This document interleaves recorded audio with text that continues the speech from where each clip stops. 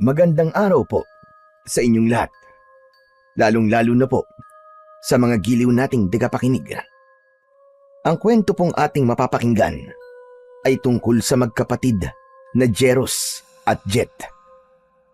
Ang magkapatid na susubok talunin ang kasamaan para sa kalayaan ng kanilang baryo. Wala na silang mga magulang dahil ang kanilang mga magulang ay isa sa mga namatay dahil sa pagguho ng lupa. Nailigtas ang magkapatid dahil sa ginawang pagsasakripisyo ng kanilang mga magulang. Nang mga panahong yun, ay si Jeros ay 12, habang si Jet naman ay 4 na taong gulang. Dahil sa murang edad, hindi nila alam kung saan sila tutungo. Mabuti na lang at may isang matandang babae ang nagka-interes na kupkupin sila. Magmula noon ay sumasama na si Jeros at Jet para sa paggagapas ng saging. Ngunit dahil bata pa si Jet at kailangan pa nitong alagaan, ay itinatali ni Jeros ang kanyang kapatid sa kanyang likuran upang makapagtrabaho siya nang hindi naiistorbo. Yun lamang ang naisip na paraan ni Jeros upang makatulong sa matandang babae na kumupkup sa kanila. Lumipas ang 8 taon at ganap na binata na si Jeros, habang ang kanyang kapatid naman na si Jet ay pausbong na sa pagkabinatilyo. Tumutulong na rin si Jet sa paggagapas, kaya't malaki-laki na rin ang kanilang kinikita. Ngunit dahil gahaman ng kanilang amo na si Mang Leopoldo, ay halos 2 araw nilang sahod ang ikinakaltas sa kanila tuwing linggo ng sahod, dahil ang matandang babae na kumupkup sa kanila ay wala na sa gapasan dahil sa nagkasakit ito, at palagi nang ginagawa ni Mang Leopoldo ang pangbabawas ng sahod sa magkapatid dahil alam niya na hindi ito tulad ni Lola Aida na palaban, habang ang magkapatid naman ay tahimik lamang. Amo, bakit ganun? Wala naman kaming absent ni Jet Bakit kulang ng 2 araw ang sahod namin? Kaya nga po pambili po sana namin to ng gamot ni Lola Aida. Ba't? Nagrereklamo ba kayo, ha? Sa pamamaraan ko ng pagpapasahod? Hindi naman po sa ganun, amo.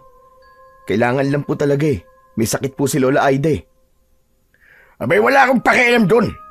Sakto lang yan. Walang kulang sa ibinigay ko. O siya alis na. At marami pa sa sahod sa likuran nyo. Tinignan na lamang naming magkapatid ang sobre na hawak nila, habang isang sulya pa sa amo nilang humihitit ng tabako. Matapos nun ay umalis na ang magkapatid at sabay na tinahak ang daan pauwi sa kanilang tirahan. Bakit ba naman kasi hindi ka pa nagsusumbong kay Lola Aida, kuya Nakita mo naman nagpapagod tayo at hindi nagsasayo ng oras sa sagingan. Tapos sa sahod tayo ng kulang-kulang. Jet, kilala mo si Lola Aida. Kapag tungkol sa atin, halos guluhin niya ang buong baryo. Tsaka may sakit si Lola. Hindi na dapat siya istresin. Bakit kasi hindi na lang tayo maghanap ng ibang trabaho, kuya? Yung hindi matakaw sa pera yung amo. Manahimik ka nga dyan, Jet. Baka mamaya may makarinig pa sa'yo na tauhan ni Leopoldo Isumbong pa tayo ron. Tsaka, kung yan na naman ang pagtatalunan natin, Jet, ipahinga mo na lang ang bibig mo. Kita mo naman na hindi ako nakatapos kahit na elementary lang. Mula nang mamatay si nanay at tatay, sa panggagapas na nakatuon ng atensyon ko. Walang trabaho ang tatanggap sa tulad ko, Jet. Kaya pagtutulungan natin yung pag-iipon para kahit ikaw lang, sa atin 2 makapagtapos ay ayos na. Kahit na high school lang, Jet.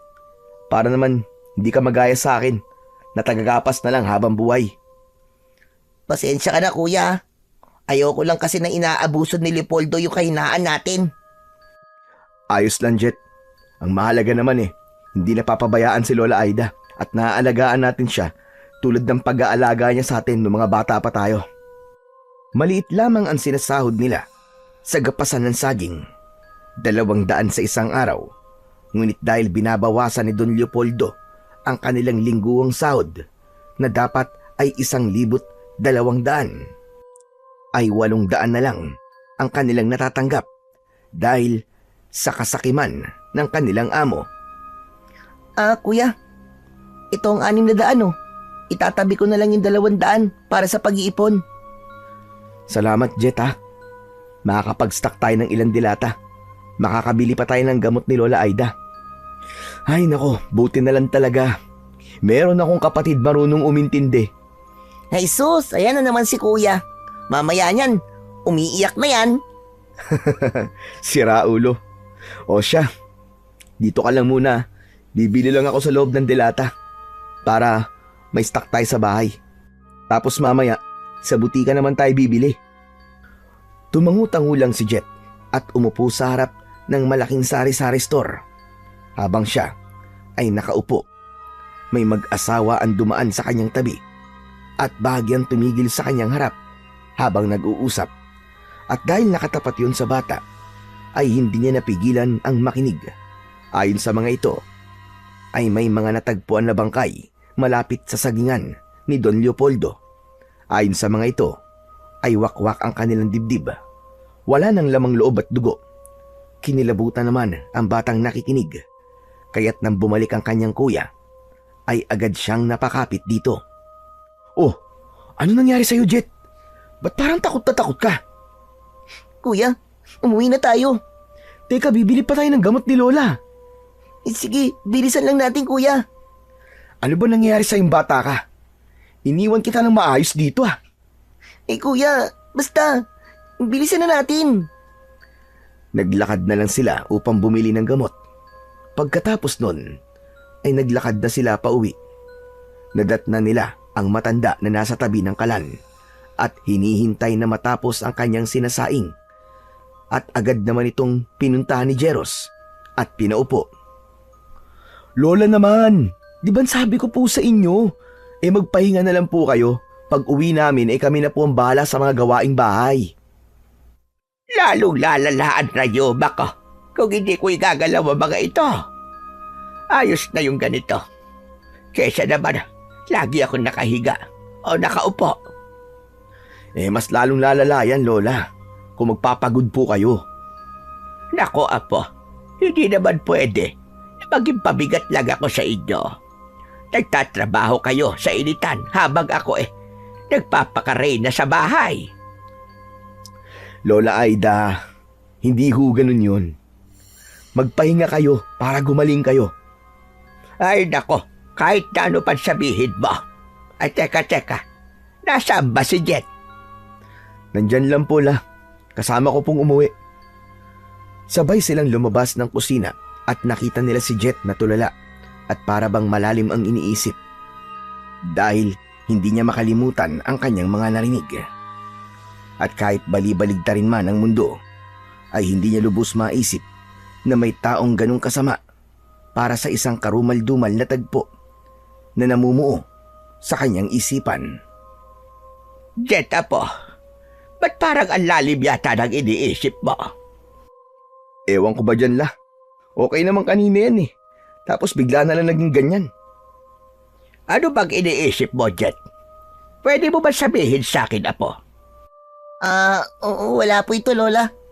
Hindi naman po mahalaga. Hindi mahalaga, pero para ka nakakita ng multo. Sige na nga.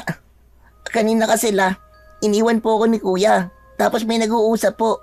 Tapos sasabi po, may mga bangkay raw po silang nakita. Doon po malapit doon sa may sagingan ni Man Leopoldo. Wakwak raw po yung tiyan tapos wala na po mga laman loob. Hindi kaya may aswang na po sa baryo, Lola? Yan. Yan ang mga nakukuha mo sa kakabasa mo ng katatakutan. Tapos mahilig ka pang makinig sa usapan ng mga matatanda. O ano na pala mo ngayon? Kuya, iba naman yun Sabi ng mga nag-uusap kanina, wakwak yung katawan. Sino bang matinong tao ang gagawa nun? Aba, uso yan. Yung mga nangunguha ng tao, tapos binibenta yung laman loob. Malay mo naman kuya, halimaw talaga, di ba? Ay sus, nagpapaniwala ka na naman. Mga apo, nasa harapan niyo ako tapos ganyan kayo. Jeros, Jet, parehong pwede ang mga sinabi niyong dalawa. Basta, palagi na lang kayo mag-iingat. Yan, si kuya kasi. Oh, bakit ako na naman? Tama na. Yan ang ibig ko sabihin, huwag na kayo magtalo. Kalimutan mo na yung mga narinig mo, Jet. Ikaw naman, Jeros, maghain ka na. Kumain na tayo. Para maaga kayo makapagpahinga. Alam kong pagod kayo kakagapas. Sige po la. Mabilis na naghain si Jeros. Nagbuka siya ng isang dilata at yun ang pinagsaluhan nilang tatlo. Tahimik silang kumain at pagkatapos ay lumabas ng bahay si Jet kahit na medyo madilim na ang kapaligiran upang sana ay pumunta sa poso para maglinis ng katawan. Ngunit hindi pa man siya tuluyang nakakalapit sa may poso ay may naaninag na siyang isang malaking itim na nakasabit sa isang tuyong kahoy. Mukha itong paniki, ngunit halata dito ang mata nitong parang sa tao. Malalaki ang pangil at matutulis ang kuko. Nabitiwan ni Jet ang sabon na kanyang hawak at dali-daling tumakbo sa loob ng bahay habang sumisigaw. Ano ba yan, Apo? Ano na namang nangyayari sa'yo? May aswang po, Lola. May aswang po. Ano ba pinagsasasabi mo, Jet? Hanggang ngayon ba hindi mo pa rin makalimutan yung narinig mo? Lola, nakita ko po. Mukha po siyang paniki. Baka paniki lang talaga yon, Jet. Hindi, kuya. Napakalaki niya. Sobrang laki, kuya. Tapos yung mga mata niya, nandidilat. Purong puti. Tapos ang lalaki ng pangil. Grabe naman yung imagination mo, Jet. Na-apply mo na sa mga nakikita mo. Kapag may nakarinig sa'yo niyan, iisipin na babaliw ka na. Lola, kuya, maniwala naman kayo sa akin. Totoo nga. May ebidensya ako. Hali kayo. Ipapakita ko sa inyo. Bumalik sila kung saan nakita ni Jet ang sinasabi niyang aswang. Ngunit pagdating nila doon, ang sabon na lang na nabitiwan ni Jet ang kanilang nakita. Ay nako, pinagtitripan mo ba kami, Jet? Nasaan yung sinasabi mong aswang, Aber? Nandiyan lang yung kanina nakasabit pa nga dyan sa tuyong puno eh. Maniwala ka, Lola. Totoo po talaga yung nakita ko. Baka naman namamalik mata ka lang. Ikaw talaga pinagod mo lang si Lola eh. Tigilan mo na nga yung pag-i-imagine mo, ha? Ang birang bata to. Sige na, maglinis ka na ng katawan mo. Tama ako, Kuya mo, Apo. Baka nababalik mata ka lang. Sige na, maglinis ka na ng katawan. Babalik na kami sa bahay. Hindi na po. Bukas na lang po pag maliwanag na. Natatakot na po ako eh. Kumamot na lang sa ulo ang nakatatanda niyang kapatid at dinampot ang nahulog na sabon. Pagkatapos ay nagpunas na lamang sila ng katawan at sabay-sabay na pumasok sa kanilang maliit na kwarto. Mabilis silang nakatulog. Kinabukasan, maagang tumayo ang magkapatid. Hindi na nila ginising si Lola Aida. Ipinaghanda na lamang nila ito ng makakain, almusal at pangtanghalian. Oh, ano? Hindi ka ba maliligo? Mamaya na lang, kuya, pag uwi. Eh di ang baho mo yan. Mangangasim ka panigurado. Pagpapawisan ka mamaya. Buong araw pa naman tayo magbibilad sa araw. Nagsalita. Hindi ka rin naman naligo eh. Kaya pareho lang tayong babaho nito. Oo na. Ay nako. O siya. Bitbitin mo na yung baunan natin. Baka mahuli pa tayo. Sermo na naman ang aabuti natin ito. Naglakad sila ng sabay. Pagdating sa sagingan ni Mang Leopoldo, ay iilan pa lamang silang naroroon. Ngunit dahil nakagawian na nila na kapag may maagang dumarating ay dapat mag-umpisa na sila sa panggagapas. Kaya dali-dali silang kumuha ng gloves at itak para makapag-umpisa na. At nang dumating ang oras ng kanilang pahinga, ay doon dumating ang kanilang amo na si Mang Leopoldo. May dala itong mga tinapay at isang jug ng malamig na tubig. Yun ang naging meriende nila.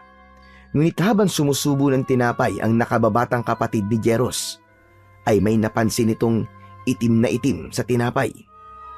At agad niyang iniluwa ang tinapay na nasa kanyang bibig.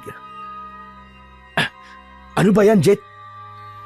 Eh, kuya, tignan mo naman kasi to. Papatayin yata tayo ng Leopoldo na yun eh. May amag yung tinapay. Uy, Jet, ano ka ba?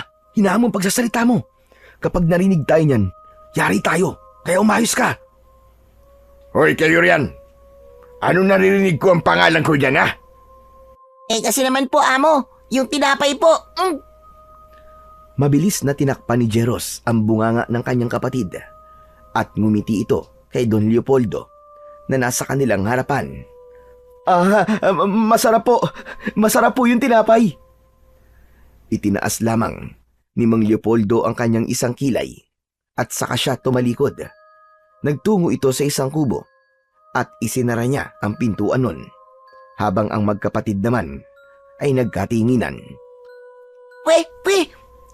Kuya, mas mamamatay ako sa kamay mo eh. Ano ba yan? Ang baho. Ayusin mo kasi, Jet. Kapag sinabi mo yung tungkol sa amag, siguradong hindi tayo bibigyan uli nun. Parang hindi mo alam ang ugali ng panot na yun.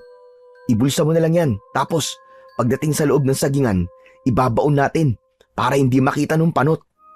O sige kuya, pengi na lang ako ng tubig. Uminom na lang sila ng tubig.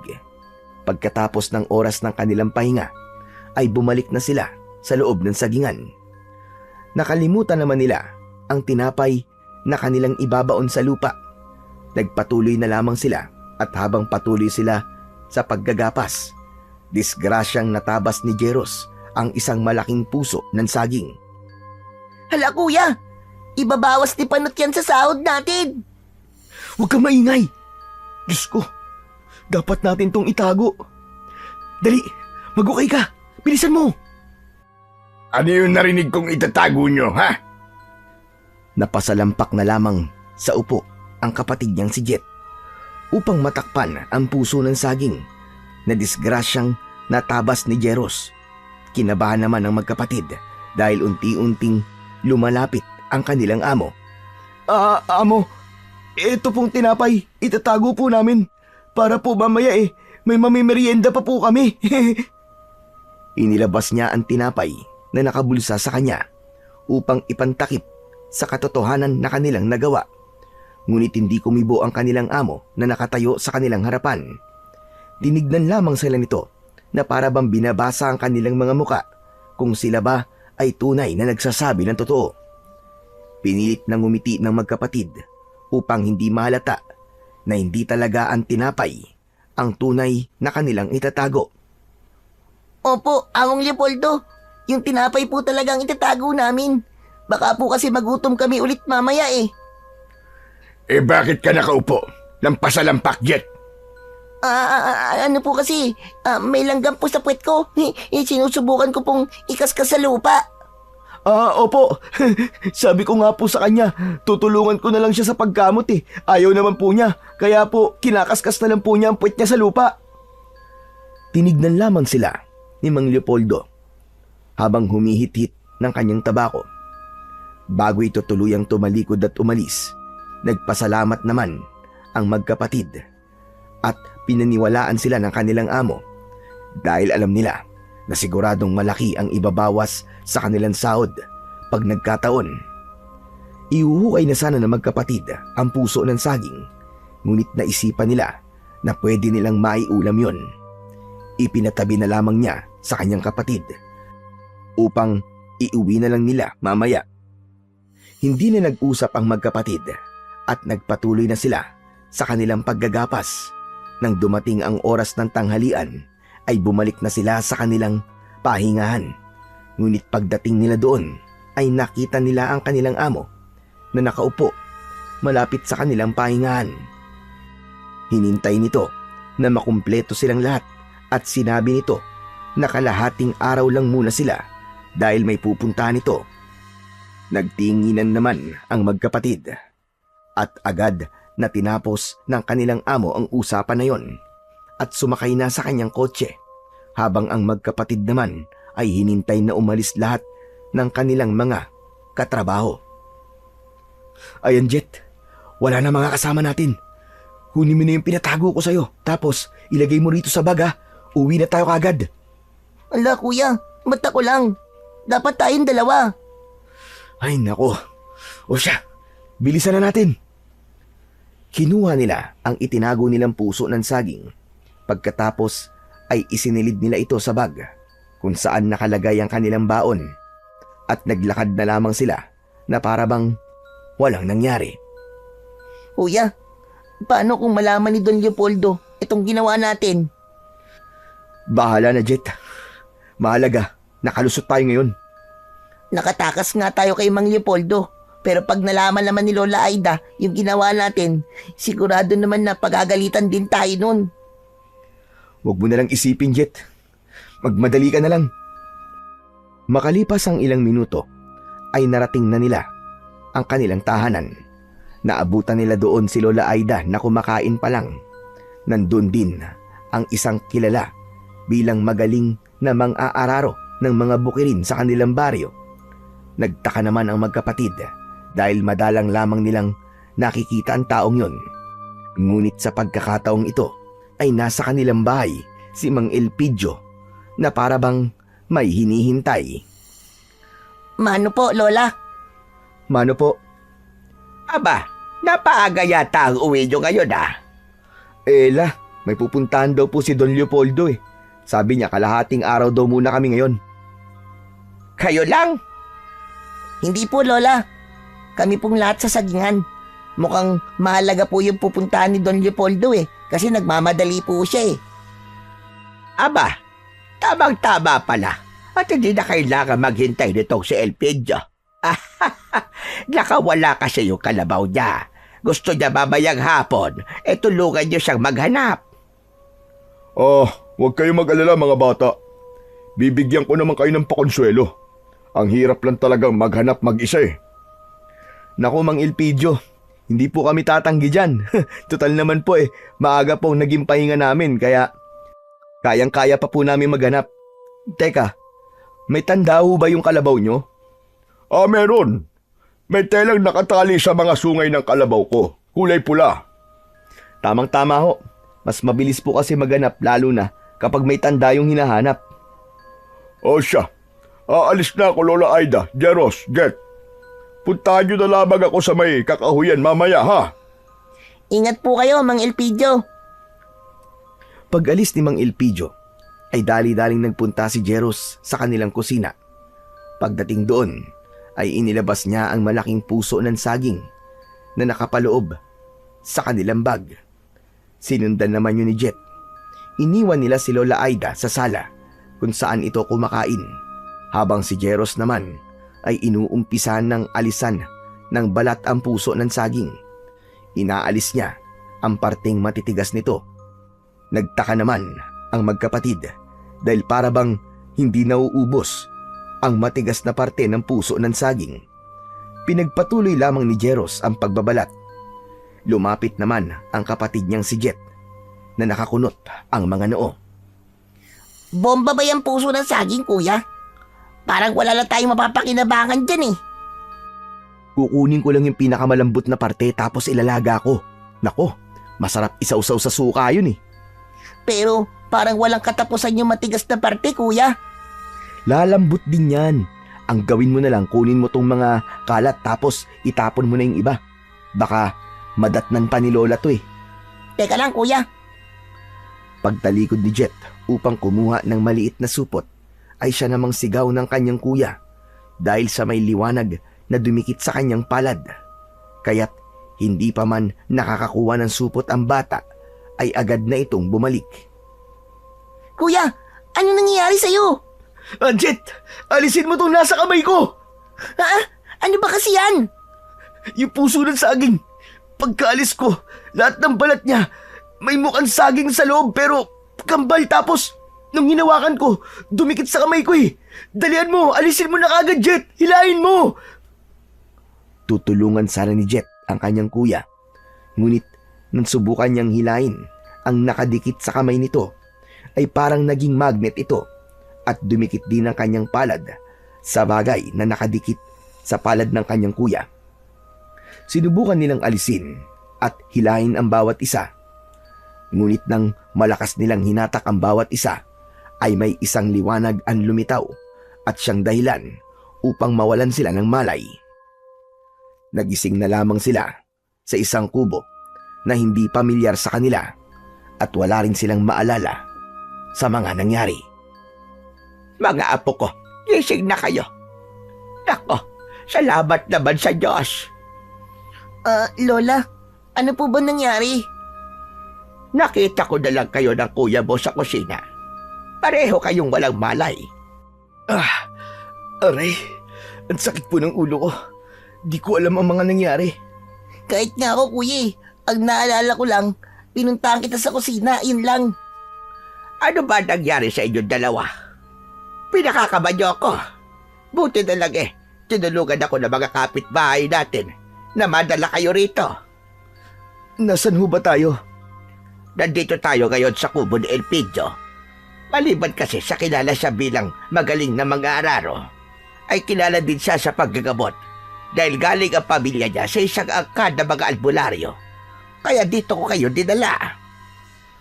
Hala, oo nga pala kuya. Nagpapatulong si Mang Elpidio sa paghahanap ng kalabaw niya, di ba? Teka lang mga apo, wag naman kayo magmadali. Kaya nyo na ba? Hindi na ba masama ang pakiramdam nyo? Kaya na Paula. Ikaw ba, Jet? Kaya mo na ba?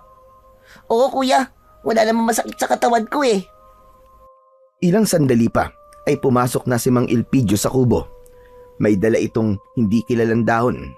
Nang makita niyang may malay na ang dalawa, nagulat ito. Para bang hindi niya inaasahan na mangyayari yon. Aba, gising na pala kayong dalawa. Bakit po? Hindi niyo po ba inaasahan ng pagising namin ni kuya? Kaya nga po, ano po ba talaga nangyari? Gusto niyo ba talaga malaman? O baka naman may alam na kayo? Wala ba kayo naaalala? Nagtinginan ang magkapatid na para bang inaalala kung ano ang tunay na nangyari. Ngunit kahit na anong gawing hukay nila sa kanilang isipan, ay hindi talaga nila maalala ang mga nangyari. Kagagaling ko lamang sa inyo kung saan kayo nakita ni Lola Aida na walang malay. Maaari ko ba malaman kung saan galing ang puso ng saging na yon? Sa ano po? Sa sagingan po ni Don Leopoldo. Disgrasya ko pong nagapas habang nagtatrabaho kami kanina. Teka, puso ng saging. Alam ba ito ni Leopoldo mga apo?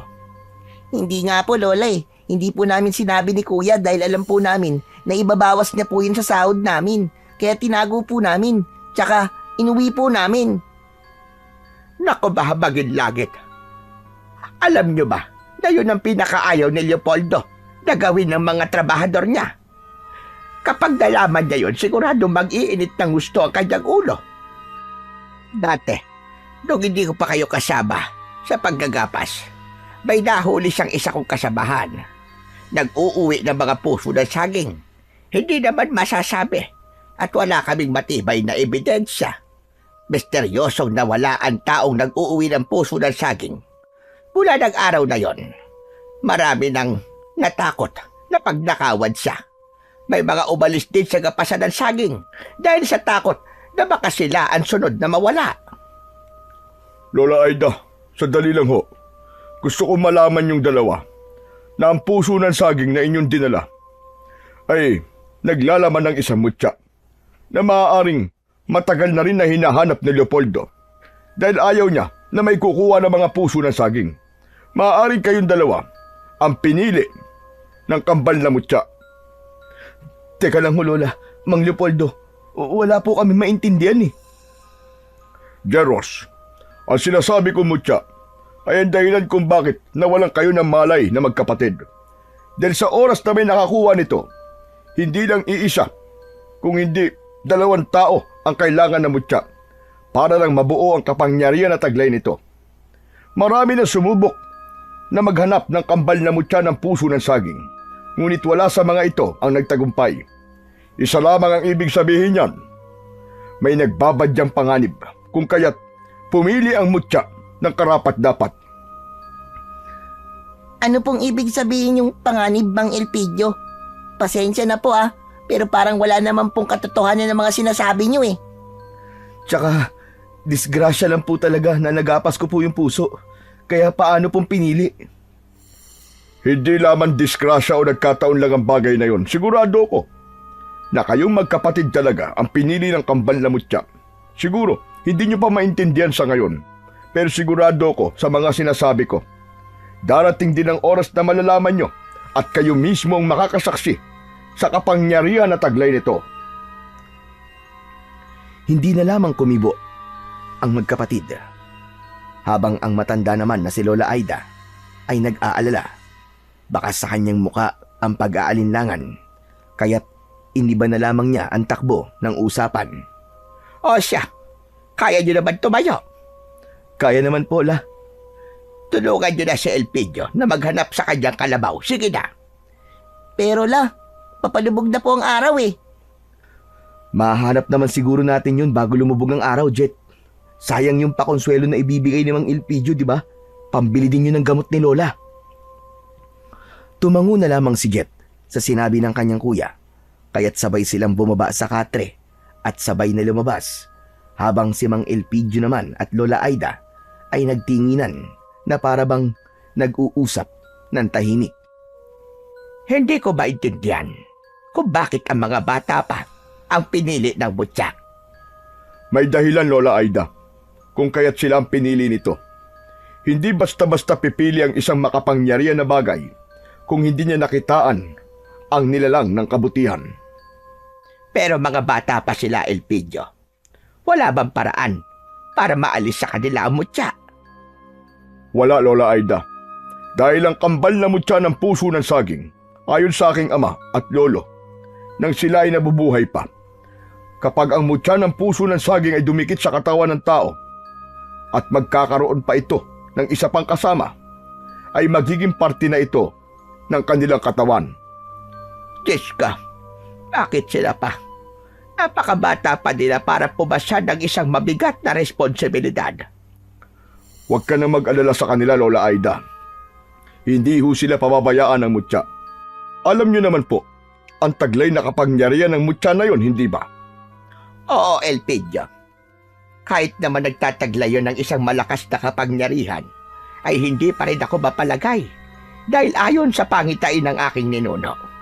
Sa matagal na panahon na tahimik na pamumuhay ng mga tao, ay lalaganap ang isang madilim at hindi inaasahang mga halimaw. Paano kung taglay na nga nila ang mutya, pero mapahamak pa rin sila? Hindi naman po siguro mangyayari yun, Lola. Dahil walang sino man ang makakatalo sa kabutihan. Tumingin na lamang sa kawalan ng matanda. Pinipilit na alisin ang pag-aalala sa kanyang puso, habang si Jet at Jeros naman ay patuloy lamang sa paghahanap ng kalabaw na pinapahanap ni Mang Elpidio. Kuya, naniniwala ka ba sa mga sinasabi ni Mang Elpidio? Naku, Jet. Kailan mo ba ako nakitang naniwala sa mga ganyan-ganyan? Kuya, para kasing totoo eh. Paano kung hindi? Wala namang masama kung maniniwala tayo, di ba? At saka, hindi ka ba napapaisip na walan tayo ng malay ng sabay? Dala yun ng pagod, o di kaya yung pinakain na tinapay sa atin nung panot nating amo. May mga amag kasi. Ewan ko, kuya. May parte kasi sa akin na para bang nagsasabi na paniwalaan ko sila eh. Ikaw lang. Di naman ako naniniwala sa mga agimat tsaka sa anting-anting at tsaka mutya. Baka ikaw, mahilig ka magbasa kasi ng mga ganyan-ganyan eh. Ay nako, kuya. Hindi lang naman ako nagsasabi Si Mang Elpidio rin naman Pero sandali lang. Naalala mo ba yung sinabi ni Lola? Ang alin na naman, Jet?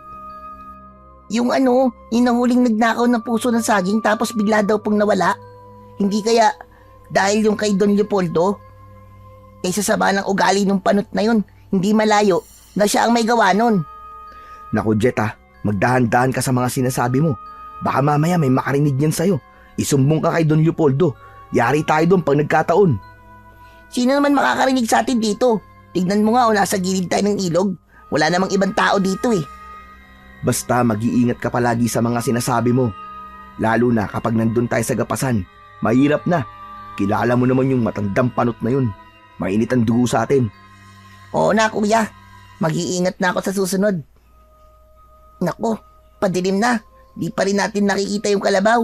Baka abutin tayo ng dilim dito, kuya. Speaking of kalabaw, Jet. Ayun nasa kabilang ilog. Aba, paano nakarating yan dyan? Aba, malay ko. Hindi na mahalaga yun, Jet. Alam mo ang mahalaga, maiuwi na natin siya. Lulusob tayo sa tubig? Ay hindi, maglalakad tayo sa tubig. Natural, lulusong tayo. Napakamot na lang sa ulo ang batang si Jet dahil sa sinabi ng kanyang kuya. Sabay nilang nilusong ang tubig sa ilog para makalipat. Lumungoy ang binata na si Jeros habang hawak naman niya ang kamay ng kanyang kapatid. Ngunit ang pinagtataka nila kung bakit nakaakyat sila nang walang kahirap-hirap. Kasabay nun ang parang dagta na nasa kanilang mga palad. Ano ba naman yan, Jet? Hindi ka ba nagugas ng kamay? Bakit may mga dagta ang kamay ko? La kuya, ako nga rin may dagta. Baka nga ikaw dyan ang hindi nagugas ng kamay tapos ako pa tong sisisihin mo. Hoy, gumamit ako ng gloves, no? Ako rin naman ano nga kala mo sa akin? Basta. Mamaya magugas ka ng kamay. Tara, kunin na natin yung kalabaw. Nilapitan na nila ang kalabaw. Nagpasalamat naman sila at hindi ito mailap. Kaya pala hindi ito makauwi dahil nakapulupot ang tali nito sa mga talahib. Mabilis nilang kinuha yon at sabay na tinahak ang daan. Naabutan na sila ng dilim at habang naglalakad, napansin nila ang pagkabalisa ng kalabaw para bang ayaw nitong tumuloy sa paglalakad. Nang narating nila ang isang malaking puno ng akasya na malapit sa tabing ilog, ay napahinto sila dahil huminto ang kalabaw. Ayaw na nitong maglakad. Maya-maya pa, isang kakaibang tunog ang narinig ng magkapatid. Napakapit naman si Jet sa kanyang kuya. Napansin na lamang nila ang kalabaw na bigla na lamang lumuhod sa kanyang kinatatayuan. Hayop na yan! Ano ba nangyayari sa iyong kalabaw ka? Makisama ka naman! Ang dilim-dilim na Wala pa kaming dalang kahit na anong ilaw! Tumayo ka na dyan! Kuya, natatakot ako. Ayan ka na naman, Jet, ha? Pinaiiral mo na naman yung pagiging matatakotin mo. Umayos ka nga. Nandito pa naman tayo sa may puno ng akasya. Pinilit ni Jeros na patayuin ang kalabaw. Ngunit kahit na anong pilit nito, ay ayaw pa rin itong tumayo at maglakad. Lumayo na rin ang tunog na kanilang naririnig. Ngunit nang tumingin si Jeros sa kanyang harapan at bandang itaas, napansin niya ang isang nilalang na parang paniki na nakasabit. Hindi ito nag-iisa dahil 4 ang mga ito. Sinubukan pakalmahin ng binata ang kanyang sarili. Sinubukan niyang isipin na isa lamang yung ordinaryong paniki. Ngunit sa muli niyang pagtingala ay napansin niyang sila ang tinitignan ng mga ito hanggang sa umangil ang mga yon ng napakalakas. Ganun na lamang ang panlalaki ng kanyang mga mata nang mapansin niyang lumipad ang mga ito at nagpaikot-ikot sa kanila. Hinigpitan ni Jet ang pagkakakapit niya sa kanyang kuya habang si Jeros naman habang nakahawak sa lubid ng kalabaw ay mahigpit niyang inakap ang isang kamay ng kanyang kapatid. Anak ka ng tinalupang tokwa, Anong mga to? Hinayupak na yan! Buisit na kalabaw ka kasi! Nag-inarte ka pa Kuya, ganyan yung nakita ko dun sa tuyong puno na malapit doon sa may poso. Kuya, mga aswang ang mga yan! Manahimik ka nga dyan, Jet! Nakikita ko naman Subukan niyo lumapit sa amin! Sinasabi ko sa inyo! Hindi ako natatakot sa mga itsura niyo! Mas matakot kayo pag dawakan ko kayo sa leeg! Hindi ko talaga kayo titigilan hanggat hindi kayo nagkukulay ube! Sa itim nga mga yan, kuya. Malabong maging kulay ube ang balat ng mga yan. Tumahimik ka na nga dyan, Jet! Ang daldal mo! Nagpatuloy lang ang 4 na aswang na mukhang paniki sa pag-ikot sa kanilang magkapatid hanggang sa isa-isa ang mga ito na umatake. Hindi naman alam ng magkapatid ang gagawin, kaya't agad na nag-isip ang binata ng pwedeng gawin. Napansin niyang mahaba ang lubid ng kalabaw, kaya't niluwagan niya ito at yun ang ginamit na panghataw sa mga lumalapit na aswang. Bawat hagupit niya sa mga aswang ay nag-iiwan yun ng nagliliyab na sugat. Pagkatapos ay sinubukan ng mga aswang na dagitin ang kapatid niyang nakakapit ng maigpit sa kanyang damit. At nang makuha ng aswang ang buhok ng kanyang kapatid, sinubukan niya itong ilipad, ngunit maigpit itong niyakap ni Jeros sa bandang paanan. Umiiyak naman sa sakit ang bata hanggang sa nahawakan ng bata ang kamay ng aswang na ginagamit nito na panghila sa kanya. Pagkatapos nun, ay dumikit ang kamay ng aswang sa batang si Jet. Ngunit habang nakadikit ang kamay ng aswang, halata dito ang paso na kanyang natatamo. Napansin din yun ng binata, kaya't doon na bumalik ang alaala niya sa mga nangyari sa kanila ng kanyang kapatid. Kaya't sinubukan niyang mahawakan ng ibang aswang. Ang isa ay nahawakan niya sa pakpak. Ipinaikot-ikot niya yon at sabay na binitiwan. Naalala ko na, Jet! Ako rin kuya, yung maliwanag na bagay na dumikit sa kamay mo. Tapos, nung sinubukan kong alisin, dumikit din yung isa kong kamay. Tumango ang kanyang kuya. Pagkatapos nun, ang 3 aswang na bumagsak sa lupa ay isa-isa nilang hinawakan sa leeg, dahilan ng kanilang pagkalusaw, habang ang isang aswang naman ay nakatakas. Nang wala ng aswang sa paligid, doon pa lamang tumayo ang kalabaw. Hanep din na kalabaw to. Pinanood lang tayo, tapos tatayo lang para umuwi. Pasalamat ka nga, hindi ko yung muntik dagitin eh. Ako nga, sakit pa rin ng ulo ko. Kasi, hinilan ng aswang yung buko kanina. Pero at least ligtas ka. Grabe, kinabahan ako dun ah. Akala ko, ililipad ka na talaga nung halimaw na paniki na yun eh. O ano, naniniwala ka lang ngayon na may aswang kuya. Ayaw nyo kasing maniwala sa akin eh. Di ba nga, sabi nila, hindi nagsisinungaling ang bata. Ngayon napatunayan ko yun. Kita mo yung umatake sa atin kanina? Mga aswang yun. Nakikita ko sila sa mga binabasa ko. Oo na. Halika na, umuwi na tayo. Baka nag-aalala na sa atin si Lola. Pinasakay ni Jeros ang kanyang kapatid sa kalabaw. At habang hinihila niya ang kalabaw, hindi matanggal sa isip niya ang itsura ng mga nilalang na umatake sa kanila. Habang inaalala naman ang kapatid na masakit pa rin ang anit dahil sa ginawang paghila sa kanya ng aswang. Malapit na tayo sa tulay, Jet. Hindi ka pa ba nagugutom? Hindi pa kuya. Ang nararamdaman ko lang ngayon eh yung anit ko. Ang sakit nung ginawang paghila sa akin nung hayop na aswang na yun. Hayaan mo, Jet, pag uwi sa bahay, lalagyan ko yan ng langis ni Lola, hihilutin ko. Hindi man masabi ni Jeros, pero halata rito ang pag-aalala at pagmamahal niya sa kapatid niya. Alam niya kasi na ito na lamang at si Lola Aida ang meron siya. Kahit na madalas niyang pagalitan ito, hindi pa rin maalis sa kanya ang pagmamahal para sa kapatid. Makalipas ang kalahating oras na paglalakad, ay nakarating na sila sa kubo ni Mang Elpidio. Ngunit wala silang naabutan na tao roon.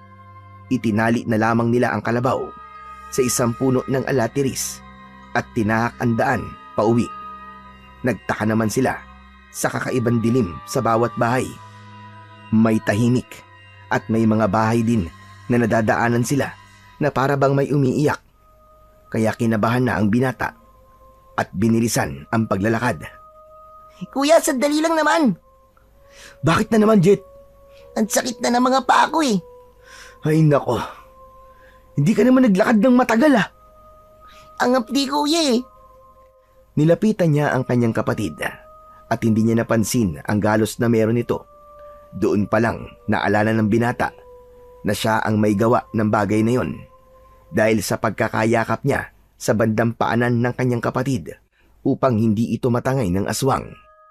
Dahil doon, hindi niya sinasadyang nagalusan ng kanyang kapatid.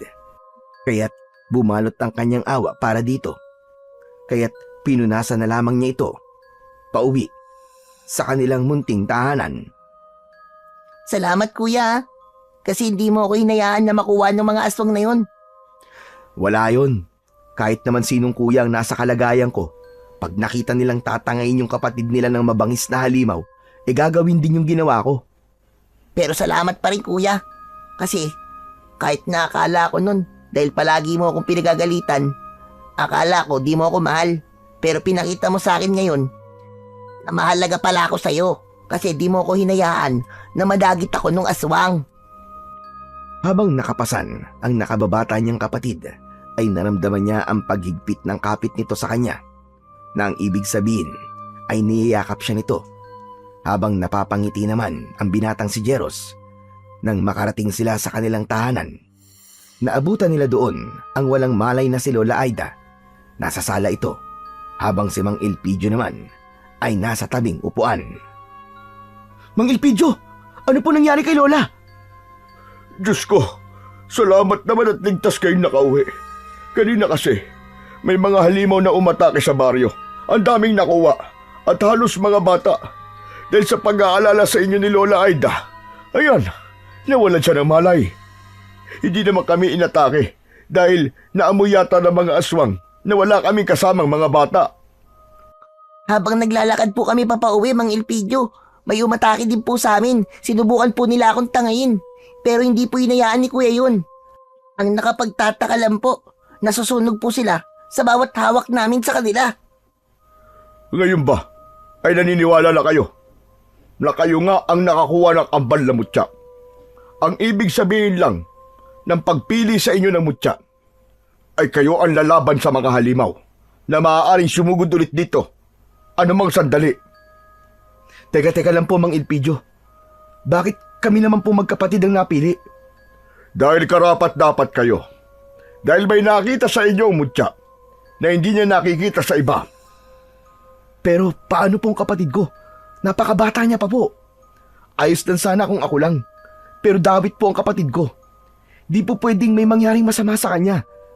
Dahil sila na lang po meron ako. Pinili kayong pareho, Jeros. Dahil nakita ng mutya na kaya nyo.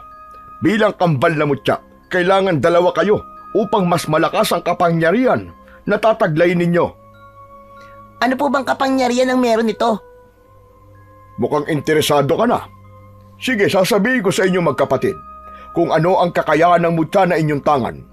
Ang kambal na mutya ng puso ng saging. Kung sino man ang dalawang taong magtatangan nito ay magiging malakas. Naglalabas ng isang nakakapasong malagkit na likido. Ngunit gumagana lamang yon sa mga halimaw sa dilim. Sa oras din na ginamit nyo ang matigas na bahagi ng dahon ng saging sa pakikipaglaban, ay magiging taglay nito ang likidong lumalabas sa pareho niyong mga kamay. Ngunit hindi nyo maaaring gamitin ang mutya sa kasamaan dahil kusa itong lalabas sa inyong mga katawan. Hala kuya, tulad dun nangyari kanina. Inaasahan ko ng paglapit sa inyo ng mga aswang dahil nararamdaman nila ang mutya sa inyo. Sigurado kong matagal na din nilang ninanais na makuha ang kambal na mutya. Habang nag-uusap sila, ay nagising ang matandang walang malay. Tinignan sila nito na para bang alalang-alala.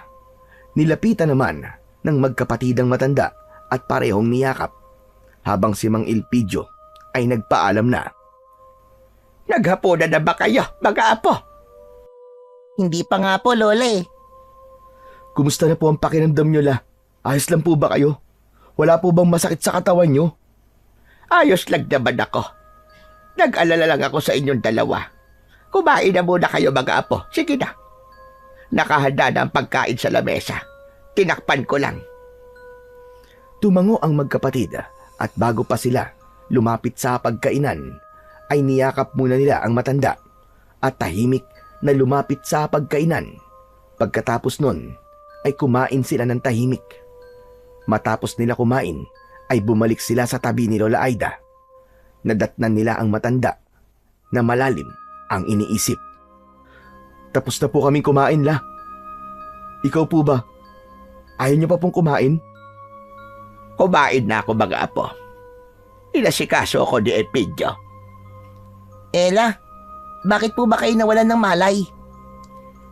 Nag-alala lang ako sa inyo ng kuya mo. Kasi umatake kanina ang mga aswang na mukhang panike. Tapos kayo ay nasa labas. Hindi ko na napigilan ang aking sarili na mag-alala ng gusto. Ayos lang naman po kami, La. Hindi naman po kami napano eh. Ikaw kuya, ayos lang. Kasi hindi kasi nabulutan ng aswang. Ano ka ba? Anong sinabi mo, Jet? Napahilamos na lamang sa muka ang kanyang kuya na nakatingin sa kanyang batang kapatid dahil balak niya sanang itago na lamang sa kanilang lola ang nangyari. Ngunit dahil sa kadaldala ni Jet ay hindi niya na magagawa yon. Sinubukan po akong dagitin ng aswang, Lola. Gamit po ang buhok ko. At sakit pa nga po ng anit ko eh. Pero la, di naman po siya nakuha eh. Sige na po la, magpapahinga na po kami. Pahinga ka na rin po. Hinila ni Jeros ang kanyang nakababatang kapatid papasok sa kanilang silid at dinuro niya ito sa muka na dahilan upang ipagtaka naman ni Jet. Ang daldal mo talaga. Nakita mo naman na nananahimik na ako. Gusto mo talagang mag-alala ng gusto sa'yo si Lolay, no? Hindi mo nalang inisip na pwedeng makasama sa kanya yun. Sorry kuya, hindi ko naman po sinasadya eh. Sa susunod huwag kang ganun. Ingatan mo mga sasabihin mo. Isipin mo muna kung makakasama ba yun sa nararamdaman ni Lola. Pasensya na kuya, hindi ko talaga sinasadya. Niyakap ni Jet ang kanyang kuya at naluwa ito. Ganon din ang ginawa ng binata dahil hindi ito sanay na nakikitang umiiyak ang kanyang kapatid. Pinahiga niya na ito para magpahinga. Mabilis naman na nakatulog ang bata habang si Jeros naman ay nakaupo at nakatingin sa may labas ng bintana. Iniisip niya ang bigat ng responsibilidad na kanilang pasan-pasan at damay pa roon ang kanyang nakababatang kapatid. Iniisip niya na kapag napahamak ang kanyang kapatid ay siguradong hindi siya mapapatawad ng kanyang mga magulang. Isa pat, bago tuluyang humiga, ay sinulyapan niya muna ang kapatid niyang maimbing sa pagtulog. Matapos niya itong sulyapan, ay tuluyan na siyang humiga at ipinikit na niya ang kanyang mga mata. Kinabukasan, naunang nagising ang matanda at ginising ang dalawa upang magtrabaho. Agad naman silang tumayo at nakita nila sa orasan na malapit na silang mahuli sa trabaho, kaya't hindi na sila nakapaghanda ng kanilang mga babaunin. Lola Aida, aalis na po kami ni Jet O siya, sige. Mag-iingat kayo. Hindi na nag-aksaya ng oras ang magkapatid. Mabilis nilang isinubo ang tig-2 pandesal sa kanilang mga bibig at kinuha ang bag na may lamang gloves at panggapas at mabilis silang tumakbo. Dahil sa bilis nila sa pagtakbo ay di na nila namalayan na mabilis silang nakarating sa sagingan. Pagdating doon, nadatnan nila ang mga kasama nilang nakaluhod sa lupa. Habang si Don Leopoldo ay may hawak na pamalo, habang may isang lalaki sa tabi niya ang nakaupo sa lupa, hubad ang pang-ibabaw at pang-ibabang saplot at puno ng latay sa katawan. Buti naman at nandito na kayo. Lumuhod kayo at uulitin ko para sa inyo ang bagay na ayaw ko na ginawa ng hinayupak na lalaking ito. Dali-daling lumuhod ang magkapatid at nakaharap sa kanilang amo na nanggagalaiti pa rin sa galit. Hindi naman nila alam ang dahilan kung bakit gano'n na lamang kaaga ang galit ng kanilang amo. Nakikita niyo ba ang taong nasa aking harapan? Ang taong ito ay nahuli ng aking mga nagbabantay na nagdanakaw ng puso ng saging sa aking sagingan. Hindi pa siya nakontento at ipinagbibili pa niya ang mga ito. Ang ayoko sa lahat, ang pinagdanakawan ako, lalo na ng puso ng saging. Pinakamaigpit kong ipinagbabawal ang bagay na yon. Di bali sanang saging na lamang ang kanyang kinuha, pero hindi ang mismong puso pa. Matapos niyang magsalita, ay hinagupit niya muli ang lalaking halos maimatay na dahil sa sakit na nararamdaman nito. Napapikit na lamang ang magkapatid habang awang-awa sa lalaking sinasaktan ni Don Leopoldo. Maigpit niyang hinawakan ang mga kamay ng kanyang kapatid upang pigilan ang kanyang sarili na tumayo at ipaglaban ang taong halos mapatay na ni Don Leopoldo. Kakahagupit sa katawan nito habang sinasabi ng kanyang utak na sino ba naman ang taong hindi gagawa ng ganon kung halos hingin mo na lamang ang aming mga pagod. Hindi mo buo na ibinibigay ang aming mga sahod at halos kainin mo na ang pera dahil sa iyong kasakiman. Natakot naman ang kanyang nakababatang kapatid at napayakap ito ng maigpit sa kanyang braso habang si Don Leopoldo ay patuloy na hinahagupit ang lalaking puno na ng latay sa katawan hanggang nawalan na ito ng malay at bahagya yun na sinipa ni Don Leopoldo. Hinayupak ka! Huwag kang magkunwari! Bumangon ka riyan at ipakita mo sa akin ang tapang mo tulad ng katapangan mo magnakaw at suwayin ang aking mga pinagbabawal. At dahil hindi na kinaya ni Jet ang mga kaganapang yon, ay mabilis siyang lumapit sa taong nakahandusay. Hinawakan niya sa leeg ito at inilapit ang kanyang tenga sa dibdib nito. Amo, hindi na po siya humihinga. Tapos pinipilit niyo pa po siyang bumangon. Binigyan ba kita, Jet, ng paintulot na mangialam? Jeros, alisin mo rito ang kapatid mo bago magdilim ang paningin ko at madamay siya sa galit ko. Jet, ano ka ba? Anong ginagawa mo? Bumalik ka nga rito! Hayaan mo ako, kuya. Matagal na ako nagtitimpi sa panot na to eh. Anak ng 7 kalabaw, oo. Yari na! Anong sinabi mo? Ang sabi ko, oo, hindi nyo nga ako binigyan ng paintulot, Don Leopoldo. Pero wala po kayong karapatan kasaktan ng mga tao walang ginawa kung di maghanap buhay lang. Maghanap buhay? Matatawag mo bang hanap buhay ang pagnanakaw, ha, bata? Hindi po pagnanakaw ang ginawa niya. Kinukuha niya lang po ang dapat para sa kanya. Hindi po ba pagnanakaw rin po ang ginagawa niyo sa amin? Kasi ninanakaw niyo po ang karapatan ng mga tao para magsalita. Halos hingiin niyo na lang po ang pagod namin. Pagdating sa sahuran, halos 2 araw po sa sahod namin ang ibinabawas niyo. Minsan 3 pa nga eh. Ginaganito ho ba namin kayo? Hindi po, di ba? Kaya't kahit sino talaga ay gagawin ang ginagawa ni Manong. Hindi ko sinasabing maganda po ang ginawa niya. Pero hindi po sa lahat ng oras ay tama po ang mga pinagagagawa ninyo. Halos patayin niyo na nga po kami. Pinapakain niyo po kami ng tinapay na may amag at papainumin ng tubig na may kalawang. Anong klaseng tao po ba kayo? Ay mali. Hindi nga pala kayo tao. Kasi pinapakita nyo na mas masahol pa po kayo sa hayop. Hayop! Hayop! Hayop! Nagpantig naman ang tenga ni Don Leopoldo nang marinig niya ang salitang hayop. Kaya't sa inis nito sa batang nakaupo at hawak ang braso ng nakahandusay na lalaki, ay hahagupin sana niya ito ng kanyang hawak na pamalo. Ngunit agad itong nahawakan ng binatang si Jeros. Don Leopoldo, yan po ang wag na wag niyong gagawin sa kapatid ko. Dahil kahit mas matanda po kay sa akin, kapag sinubukan yung pagbuhatan ng kamay ang kapatid ko, ay magkakasubukan po tayo rito. Yan ang pakakatandaan nyo. Aba, sinusubukan niyo ba akong magkapatid? Hindi niyo pa ako lubusang kilala.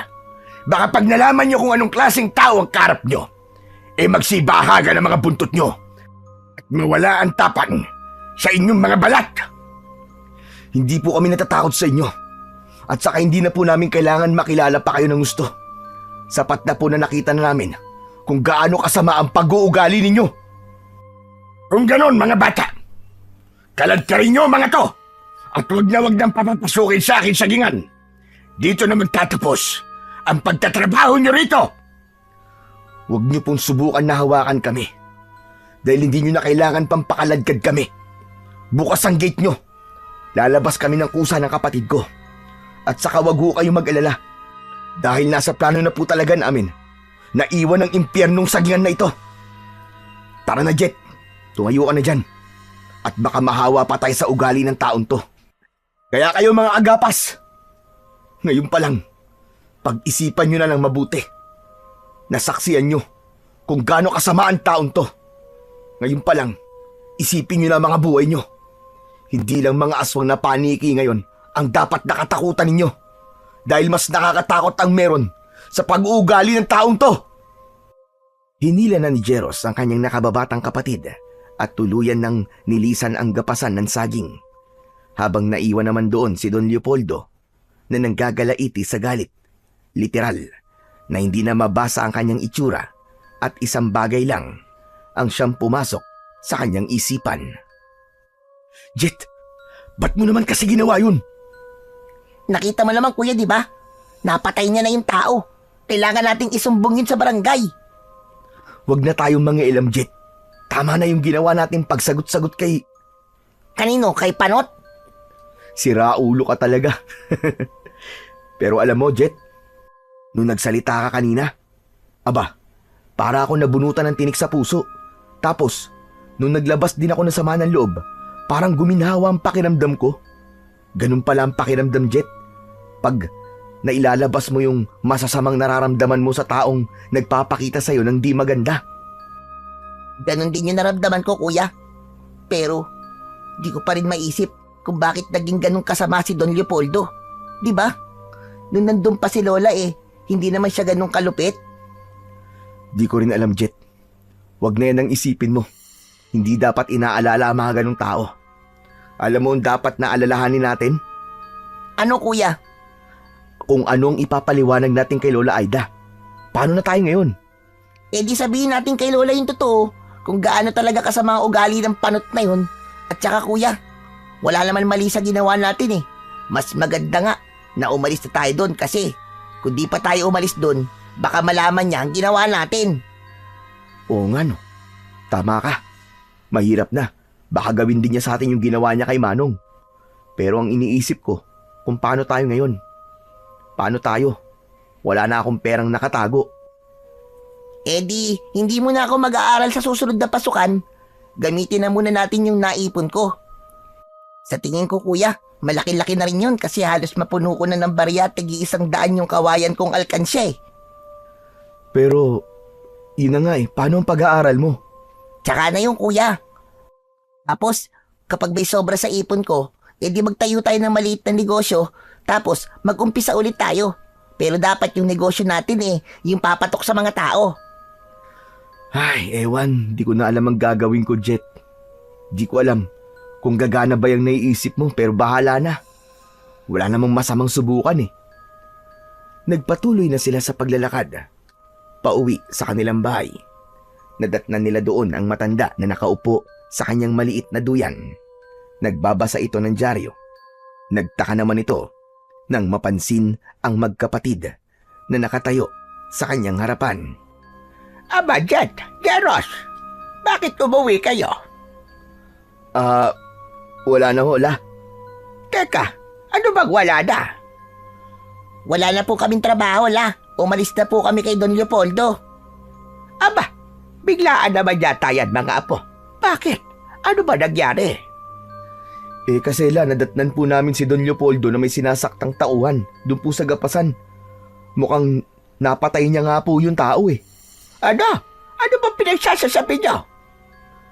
Naabutan na lang po namin na ganun po yung sitwasyon, La. Dahil po sa nagnakaw daw yung tao ng puso ng saging. Binenta raw po yun ni Manong. Pero sabi niyo napatay niya, di ba? Opo, La. Nakita po namin na humandusay na po yung tao sa lupa. Baka naman nawalan lang na balay. Hindi po, La. Nilapitan po ni Jet yung tao Pinulsuhan po niya at pinakiramdaman ng puso. Hindi na po humihinga yung tao, La. Diyos ko, bakit kayo nangialam? Bakit po, Lola? May mali po ba sa ginawa namin? Nakapatay na po siya ng tao. Diyos mio, mga apo, hindi nyo dapat ginawa yon. Hindi nyo dapat pinakialaman ang mga ginagawa niya. Hindi nyo alam ang mga kaya niyang gawin. Alam ho namin, La. Kaya niyang pumatay ng tao, pero La, walang masama sa ipaglaban namin ng tama. Dahil nagawa lang po yun ng taong yun, dahil hindi siya maayos magpasahod Laging kulang po ang binibigay niya. Hindi lang yun, La. Halos patayin niya po lahat ng tao. Papakainin niya kami na may amag na tinapay at pinapainom niya po kami ng tubig na may kalawang. Pero sana, hindi na kayo nakialam pa. Dapat umalis na lamang kayo at pinabayaan siya. Dahil kahit noon pa, ay ganun na talaga ang taong yon. Nang minsang ninakawan siya, misteryosong nawala ang taong yon. Kaya nakakatakot para sa inyo. Diyos ko, madali kayo mga apo. Magligpit kayo ng mga kagamitan nyo. Aalis na tayo rito. Teka, La. Bakit po ba takot na takot kayo? La, hindi po ako natatakot sa kanya. Kung may sasaktan po siya na isa sa inyo ni Jet, ay ako ang makakalaban niya. Sisiguraduhin kong hindi niya gugustuhin na saktan ng isa sa inyo. Dahil tahimik lang ako, La. Pero hindi ko pa pinapakita ang ugali ko pag nagalit ako. At saka, La, hindi ba siya natatakot na baka makulong siya dahil sa mga ginagawa niya? Hindi uso kay Leopoldo ang matakot sa mga parak. Mga apo, nakikiusap ako sa inyo. Umalis na lamang tayo rito. Hindi, La. Kung ano man ang masamang gagawin sa atin ng panot na yun, haharapin natin. Hindi ako natatakot sa kasamaan ng ugali niya. Pumasok na lamang sa kanilang silid si Jeros. Sabay nun ang paghila niya sa kamay ng kanyang nakababatang kapatid. Hindi sila lumabas ng bahay para kumain. Maghapon lamang sila na nasa loob ng kanilang kwarto at binibilang ang ipon ni Jet. Tuwang-tuwa naman sila dahil sa dami ng ipon nito. Ngunit maya-maya pa ay narinig nila ang kanilang lola na may kausap sa labas. Dala ng kuryosidad ay lumabas sila upang tignan ang taong nasa labas. Pagdating doon, nadatnan nila si Don Leopoldo na nakaupo sa kanilang sala. Nakangiti ito sa kanila. Bakit ka napadaan dito, Don Leopoldo? Lola Aida, nandito ko para humingi ng pasensya sa mga apo mo. Tanggap ko ang pagkakamali ko. At siguro, nakarating na rin sa inyo yung taong pinagmalupitan ko. Huwag kayong mag-alala at maayos na ang lagay niya. Nagpapagaling na lamang siya sa ospital at kasama niya ang pamilya niya. Binigyan ko na rin siya ng malaking halaga para hindi siya kagad bumalik sa trabaho. At atupagin na muna niya ang pagpapagaling niya. Diretsuin niyo na po kami. Ano po ba talagang sadya niyo? Gusto kong bumalik na kayo sa gapasan ng sagingan ko. Malaking kawalang kasi kayo kung aalis kayo. Dahil kayo lamang ang pinakamasipag sa gapasan.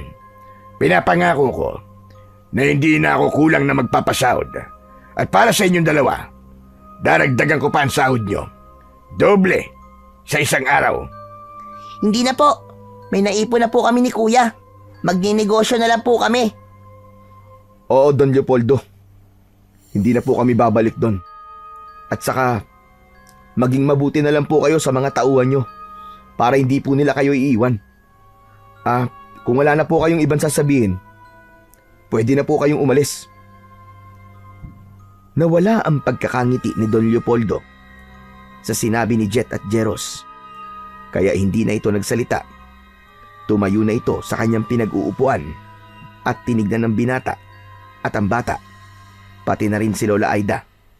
Saka mabilis na lumabas sa kanilang bahay na walang anumang iniwan na salita. Buo na ba talaga ang desisyon nyo, mga apo? Opo, La. Malaki-laki na rin po ang naipon namin ni Kuya. Magdinegosyo na lang po tayo. Saka Lola, may tira pa po yung ipon namin para sa pag-aaral ko sa susunod na pasukan. Kung ganon, ay maganda nga yan, apo. Pero sigurado na pa talaga kayo. Opo, La. Sigurado na po kami. Hindi na nagsalita pa si Lola Aida.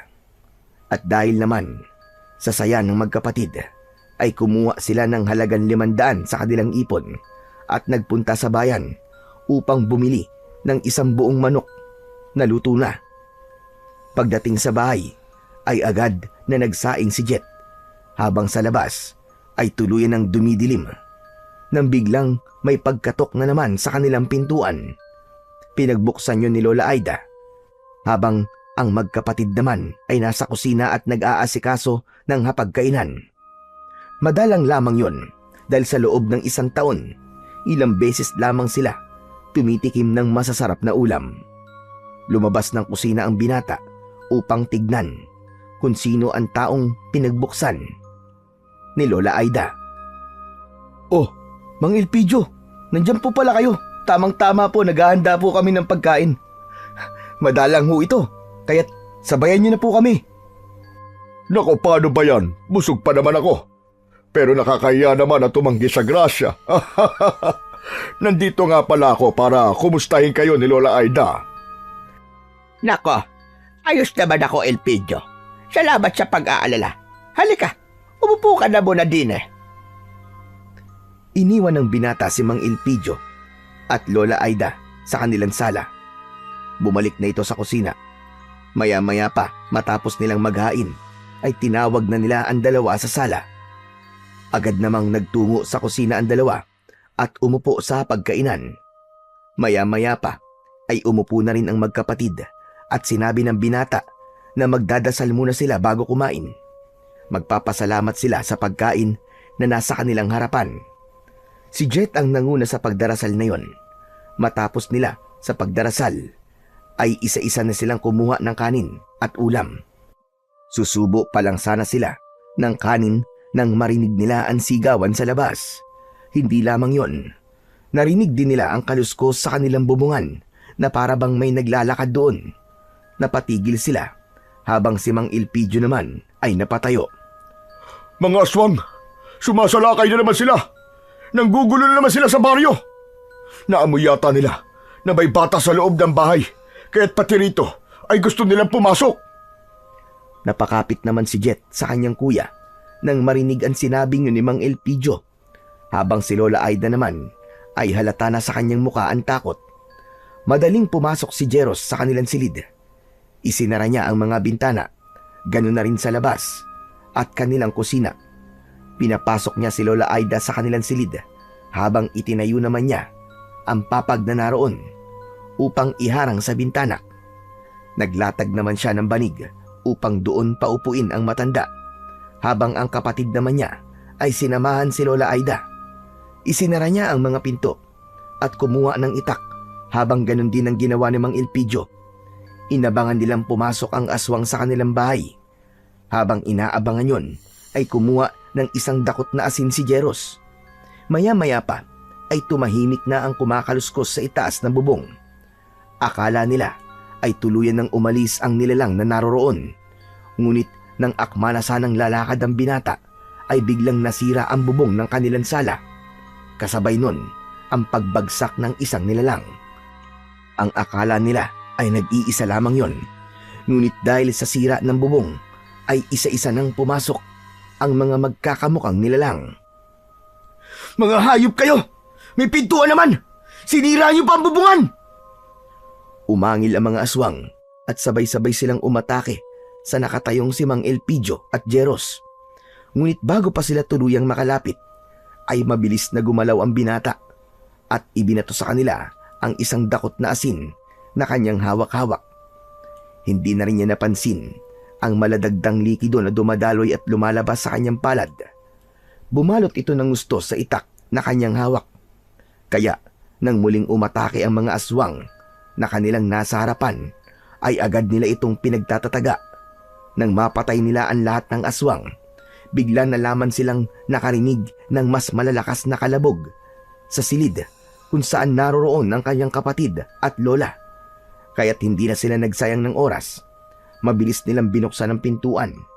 Nakita nila doon na hinihila ng isang aswang si Lola Aida palabas ng bintanang winasak ng mga aswang. Dahil hindi pa alam gamitin ni Jet ang kanyang kapangyarihan na taglay, ay hindi niya alam ang kanyang gagawin. Kaya't nang hawakan ni Jeros ang aswang na papaalis, dala-dala ang matanda, ay ginaya niya ito. Kaya hindi nila maintindihan pareho kung bakit nagliyab ang aswang nang sabay nila itong hawakan. Jeros! Jet! Sabay niyong hawakan ng mga aswang! Mas mabisa ang kambal na mutya na inyong taglay kapag magkasama kayong lalaban! Naiintindihan ko na po ngayon, Mang Elpidio! Ako rin po, kuya. Kaya pala may lumalabas na maladagta sa mga kamay ko. Dahil sa mutya pala yun. Mang Elpidio, sige po. Kunin niyo po si Lola. Kami na po ang bahala sa mga aswang. Mabilis na tumakbo si Mang Elpidio at inalalayan ang matandang nabitiwan ng aswang na napatay ng magkapatid. Habang inilalayo ni Mang Elpidio si Lola Aida, may isang mas malaking aswang na mukhang paniki ang siyang humarang sa kanilang daraanan. Kaya't agad silang nilapitan ng magkapatid. Nawala pa ring tigil ang paglabas ng maladagta na likido sa kanilang mga palad. Tinignan lamang sila ng malaking aswang at ngumisi. Hindi ito nagsalita. At gamit lang ang senyas ay nagawa niyang ipag-utos sa ibang aswang na kunin ang 2 taong pinoprotektahan ng magkapatid. Mabilis yun na sinunod ng mga aswang. At dahil marami silang hindi alam sa kanilang kapangyarihan, ay hindi nila nagawang maitaboy ang mga aswang na kukuha kay Mang Elpidio at Lola Aida. Kaya nang makuha nila ang 2 tao, ay inilipad nila ito. At ngumiti sa kanila ang malaking aswang. Kitang-kita dito ang dilaw nitong matatalim na ngipin. Pagkatapos nun, ay tumalikod na ito at lumipad. Sumunod ito sa ibang aswang na dala-dala sila Lola Aida at Mang Elpidio. Humahangos naman si Jeros upang lapitan ang kanyang kapatid. Jet! Jet! Ano? Ayos ka lang ba? Ayos lang ako, kuya. Pero si Lola Aida at Mang Elpidio, kuya, natangay sila ng mga aswang. Alam ko, Jet. Kaya susundan natin sila. Hindi sila pa pwedeng mapahamak. Itinayo ni Joros ang kanyang nakababatang kapatid. Ngunit isang hakbang pa lamang nila ay umikot ang kanilang paningin. Napapikit sila at sa muling pagdilat ng kanilang mga mata ay nasa ibang lugar na sila. Para bang nasa ibang dimensyon sila dahil sa lugar na yon ay maliwanag. Puno ng puno ng saging. Kumikintab ang paligid. Maya-maya pa, isang maliit na boses ang kanilang narinig at isang boses ng babae. Nang lumingon sila sa kinaroroonan ng tinig, ay nanlaki ang mga mata nila dahil sa isang nilalang na nakaupo sa isang puno ng saging. Unggoy yun na may isang katawan, ngunit dalawa ang ulo. Hala! Kuya! Ano yan? Diyos ko, kanina aswang tapos ngayon, unggoy na nagsasalita naman. Kuya, mamamatay na yata ako sa nangyayari sa mundo. Kuya! Tumahimik ka nga, Jet! Sino ka? Mali! Sino kayo? Tsaka, nasaan kami? Kayong matakot. Ako si Veronica. At siya naman ang aking kambal na si Vernon. Kami ang gabay ng mutya na inyong taglay. Nakita namin ang sinasapit ng inyong baryo. Dati na itong nakita sa isang hula. Ngunit hindi ito binigyan ng pansin ng mga tao. Sinadya ko ang pagbibigay sa inyo ng mutya dahil nakita kong karapat-dapat kayo. Basta, ako naman si Vernon. Ako ang kambal ni Veronica. Ako ang magsasabi sa inyo ng kakayahan ng inyong mga mutya. Unang kakayahan, kaya nyo maglabas ng maladagtang likido sa inyong mga palad. Ang mga masasamang nilalang na inyong mahahawakan ay maaaring magliyab.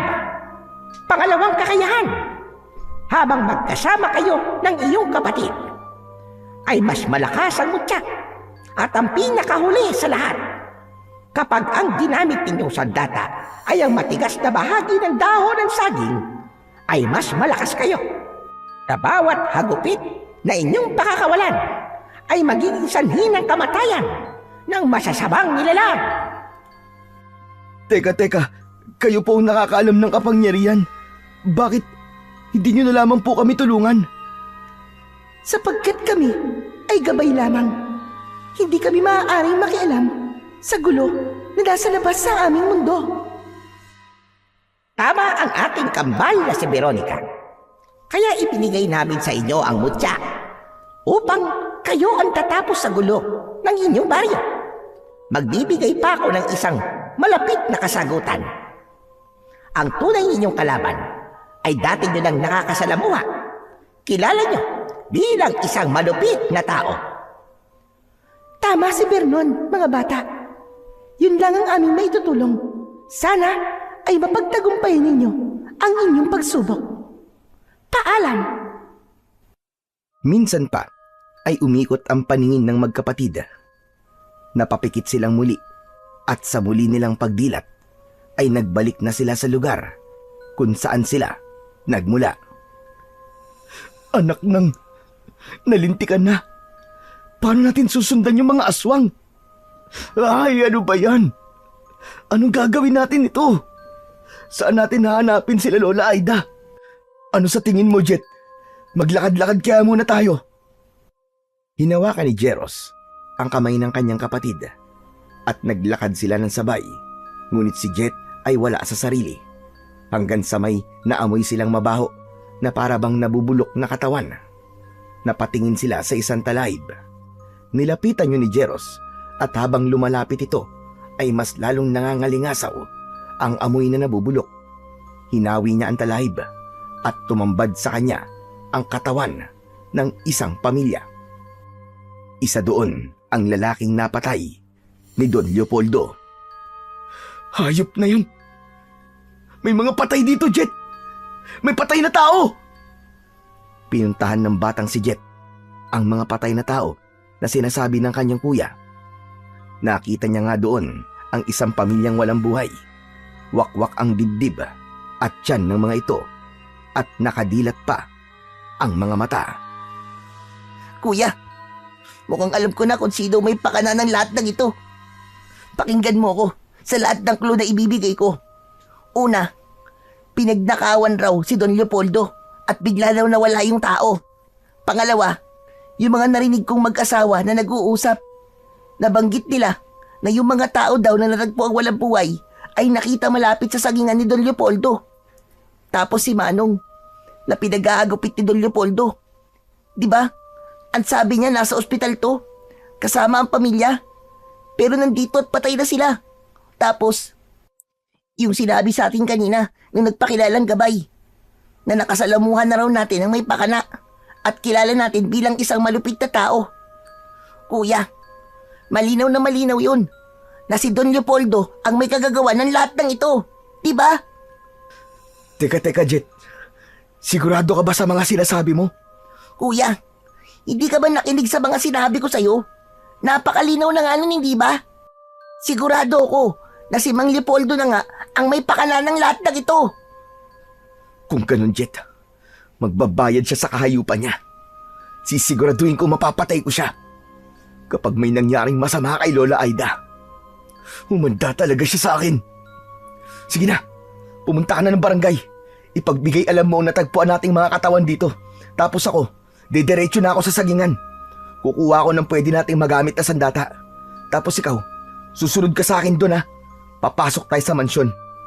Sigurado ako na hindi sila malayo rito. Ngayon malinaw na sa akin kung bakit ayaw ni Don Leopoldo na nakawin ng mga puso ng saging. Dahil ayaw niyang maunahan siya sa mga mutya. Sige na, aabangan kita sa kubo ni Don Leopoldo. Tumango na lamang si Jet at mabilis niyang tinahak ang daan patungong barangay, habang si Jeros naman ay tinahak ang daan patungong sagingan. Pagdating niya doon, napansin niya ang paligid. Napuno ito ng ingay na parabang sa tuko. Mabilis niyang inakyat ang bakod. Hindi naman siya nahirapan dahil sa tulong ng dikit ng dagta na lumalabas sa kanyang mga palad. Pagpasok niya, dumiretso agad siya sa sagingan at namili ng matandang dahon ng saging para sa matigas na bahagi na kanilang magagamit sa pakikipaglaban. Maya-maya pa, nakita niya ang kanyang kapatid na paakyat na rin ng bakod, kaya agad siyang pumunta sa kubo na kanilang pinag-usapan. Bit-bit ang mga nilinisan na tangkay ng dahon ng saging. Binigyan niya ng isa ang kanyang kapatid at binulungan ito na dahan-dahan silang papasok sa malaking mansyon. Magdahan-dahan ka lang. Papasok tayo ng mansyon nang walang makakapansin. Hawakan mo ang kamay ko, Jet. Huwag kang lalayo sa akin, ha? At kahit na anong mangyari, huwag mong bitiwan ang kamay ko. Maliwanag ba? Maliwanag po, kuya. Pero teka lang. Kahit na ano man ang mangyari sa akin, kuya, gusto kong malaman mo na mahal kita, ha? Pakisabi din kay Lola Aida na mahal ko siya. At salamat sa lahat. Si Raulo, ano ba pinagsasabi mo? Para ka na mamaalam, ha? Bumasok tayo ng magkasama at buhay. Lalabas tayo ng buhay at ligtas. Kasama namang Ilpidio at Lola Aida. Kukutungan kita dyan, eh. May problema pa nga tayo, eh. Kaya, wag mo muna akong dramahan, ha? Napakamot na lang sa ulo si Jet. Dahil kahit hindi sabihin ng kanyang kuya, ay gaya niya, ay kinakabahan din siya. Kaya imbis na magsalita pa, ay nanahimik na lamang ito. At habang naglalakad sila patungo sa mansyon, hindi nila namalayan ang kumpulan ng mga langgam na naapakan ni Jet. Kuya, may langgam! Ano ka ba, Jet? Huwag ka maingay! Kuya, may langgam nga! Sabi na huwag ka maingay at huwag kang magulo. Baka mamaya may makapansin sa atin dito ang ingay-ingay mo. Dahil doon, hindi na nagsalita ang batang si Jet. Hindi na rin siya naging magulo sa kanyang kinatatayuan. Ngumanga na lamang ito na para bang sumisigaw, ngunit walang boses na lumalabas. Hanggang sa napansin ni Jeros ang lumuluha niyang kapatid. Anak ng, ano ba nangyayari sa iyo, Jetta? Bakit ka ba umiiyak? Ngayon ka pa nagkakaganyan? Kuya, ang kulit mo eh. Sinabi na ngang may langgam eh. Ano ba langgam ang pinagsasabi mo? Nasaan? Sa binti ko, kuya.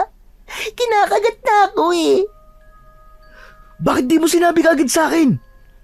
Kamutin mo muna. Kanina ko pa nga sinasabi sa'yo, kuya eh. Sabi mo manahimik ako. Sus Mariosep naman na bata to. Pambihira ka. Ang tanda-tanda mo na. Alangan namang ako pa yung magpapalis at kakamot sa langgam na kumagat sa'yo. Doon nga ay kinamot na ng batang si Jet ang mga kinagat ng langgam. Ngunit dahil sa galaw nito, natamaan niya ang isang pala na nakatayo malapit sa labas ng mansyon. Nagdulot yun ng ingay, kaya't dali-dali silang nakita ng mga aswang na nagbabantay sa labas. Umangil ang mga ito, sabay sugod sa kanila, kaya't naghawak kamay muli ang magkapatid at sabay nilang pinaghahampas ng tangkay ng saging ang mga aswang na lalapit sa kanila. Dahil sa ingay na yon, nakuha nila ang atensyon ng mga aswang na nasa loob rin ng mansyon, kaya't nagsilabasan ang mga ito at isa-isang umatake sa kanila. Ngunit kahit na anong gawing lapit ng mga aswang, nagagawa lamang silang mapatay ng magkapatid, kaya't ang ibang aswang ay tumigil na sa pag-atake. O ano? Mga siraulo kayo! Natatakot na ba kayo ngayon? Sige! Sumugod pa kayo! Maglaban tayo! Patay kung patay! Kuya, teka, time first muna, time first. Kuya, ang sakit na ng pantog ko. Naiihi na ako. Anak naman ng putya, oo. Nasa gitna tayo ng laban ngayon ka pa iihi. Tiisin mo muna yan. Pero kuya, lalabas na, hindi ko na kayang pigilan.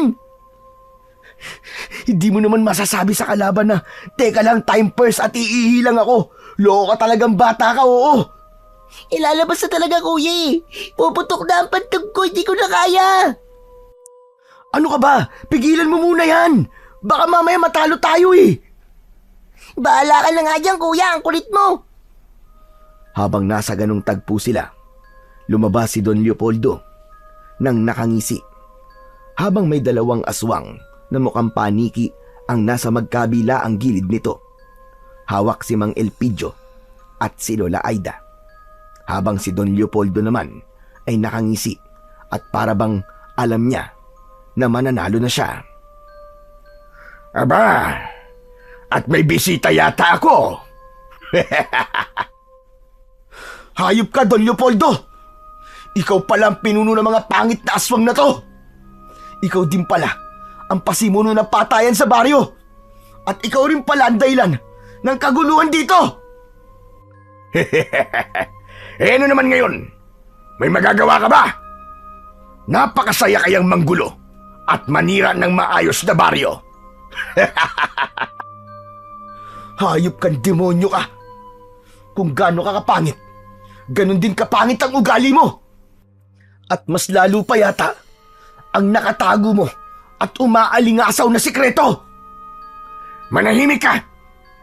Sasabihin ko na ngayon ang mga kailangan ko. Buhay nila. Kapalit ang mga buhay ninyo. Mga apo, huwag kayong makikinig sa hayop na ito. Dahil kung ibibigay nyo ang mga sarili nyo sa hayop na Leopoldo na to at nakuha niya ang gusto niya, sigurado papatayin niya rin ang lahat ng mga tao rito sa baryo. Kaya mga apo, huwag kayong papayag sa gusto niya. Matanda na ako.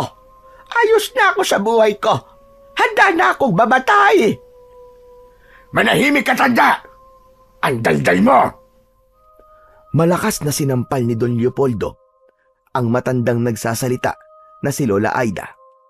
Pagkatapos nun ay napalapit sila dahil nakita nilang sinampal ni Don Leopoldo ang kanilang lola. Ngunit nag-iba ang anyo ng muka ni Don Leopoldo at itinaas nito ang kanyang isang kamay at nagbago rin ang anyo nito. Naging kulay itim ang kanyang kamay at naging matutulis ang mga kuko nito na animo ay tare ng manok. Isa pang maling hakbang at gigilitan ko ang leeg ng matandang ito. Sige, subukan nyo. Lumapit kayo nang makita nyo ang hinahanap nyo. Madaya ka! Matapang ka lang dahil may alas kang hawak. Subukan mo silang bitawan at saka tayo maglaban ng patas. Ano? Hinahamon kita! Anong tingin mo sa akin? Uto-uto, walang pinag-aralan. Tanga! Hindi ako magpapauto sa inyo, mga mangmang! Kung ganun, pumapayag na kami. Bitiwan mo si Lola at si Mang Elpidio. Ibibigay namin ang kailangan mo. Mabilis na sumenyas si Don Leopoldo sa kanyang mga alagad at pabagsak na binitiwan ng mga aswang sina Mang Elpidio at Lola Aida. Pagkatapos nun, binitiwan nila ang hawak nilang mga tangkay ng dahon ng saging at lumapit sila sa pinuno ng mga aswang na si Don Leopoldo. Nung una ay ayaw pan sumama ng kanyang nakababatang kapatid. Ngunit kumindat ito at mabilis naman naintindihan ni Jet ang ibig iparating ng kanyang kuya. Kaya nang makalapit sila, sakto pa lamang silang hinawakan sa leeg ni Don Leopoldo, ay agad nang gumalaw ang magkabilaan nilang kamay. Sabay nila yung inilapit sa leeg ng aswang na kanilang kaharap. Ngunit napansin nila nang masaktan nila ang pinuno ay umangil ang mga alagad nito. Ang iba ay nasusunog sa leeg, kaya't agad silang binitiwan ng halimaw na si Don Leopoldo. Ngayon, alam na namin ang kahinaan nyo. Mga diablong buwang kayo. Wala ka lang takas ngayon! Diablong buwang ka! Hayop kayo. Hindi kayo tumutupad sa usapan. Walang dahilan para tumupad. Kung kapalit naman nun ay ang buhay ng mga tao sa buong baryo. Humanda ka! Oo! Humanda ka ngayon! Dahil matitikman mo ang bangis na mga taong hinamak mo! Naghawak kamay muli ang magkapatid. Sabay nun ang pagdampot nila sa kanilang mga sandata. Mabilis naman na nagbagong anyo ang aswang na si Don Leopoldo. Nagmuka ulit itong malaking paniki na kulay puti lang ang nakikita sa kanyang mga mata, habang ang mga tenga nito ay tumulis palalo. Tinubuan rin ito ng malalaking pakpak. Mabilis naman ang ginawang pagkilos ng magkapatid. Natatamaan sila ng mga kalmot, ngunit hindi sila napupuruhan. Hanggang sa nahampas ng malakas ni Jeros ang mga pakpak ni Don Leopoldo. Akma na siyang lilipad upang makalayo, ngunit hindi pa man siya tuluyang nakaangat sa lupa, ay mabilis nang nahawakan ng magkapatid ang magkabilaang paa ng halimaw. Kaya't ipinaikot-ikot nila yon at binitiwan. Nang binitiwan nila yon, ay gumulong yun sa lupa. Hindi naman siya natulungan ng kanyang mga alagad dahil bawat hagupit na natatamo nito ay siya ring nararamdaman ng mga alagad nito, habang ang kanilang pinuno ay gumagapang na lamang sa lupa. Nilapitan ito ng magkapatid habang magkahawak pa rin ang mga kamay. Maawa na kayo. Huwag niyo akong papatayin, pakiusap. Magpapakalayo-layo na lang ako. Patawarin niyo ako. Huwag niyo akong papatayin. Nung may taong pinapatay kang hayop ka o pinapatay ng mga alagad mo, tapos nagmamakaawa sila sa'yo, naawa ka ba? Hindi, di ba? Hindi ka naawa. Brutal mo silang pinatay. Tapos, yung taong pinatay mo ang buong pamilya, siguradong nagmakaawa rin sila sa'yo na huwag mo silang papatayin. Naawa ka bang hayop ka? Hindi rin, di ba? Dahil demonyo ka. Demonyo! Demonyo! Kaya wala kaming dahilan para maawa sa isang kampo ni Satanas na kagaya mo.